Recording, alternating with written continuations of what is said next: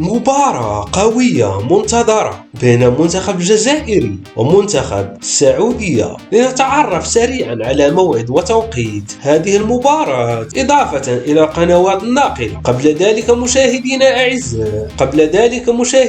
أعزاء لا تنسوا الإعجاب بالفيديو والاشتراك في القناة ليصلكم أي جديد. وسوف يواجه منتخب الجزائر منتخب السعودية استعدادا لكأس إفريقيا المقامة بالمغرب أواخر هذه السنة. وسوف تجرى هذه المباراة يوم الثلاثاء 18 نوفمبر 2025 في حدود الساعة 5:30 بتوقيت المغرب، تونس والجزائر 6:30 بتوقيت مصر، 7:30 بتوقيت السعودية. ومن المنتظر نقل هذه المباراة على الأولى الجزائرية. في الأخير مشاهدينا الأعزاء، هل تظنون أن المنتخب الجزائري قادر على تحقيق لقب كأس إفريقيا المقامة في المغرب؟ شاركونا آراءكم في التعليقات، إننا نقرأها جميعا. ولا تنسوا الإعجاب بالفيديو والاشتراك في القناة ليصلكم أي جديد.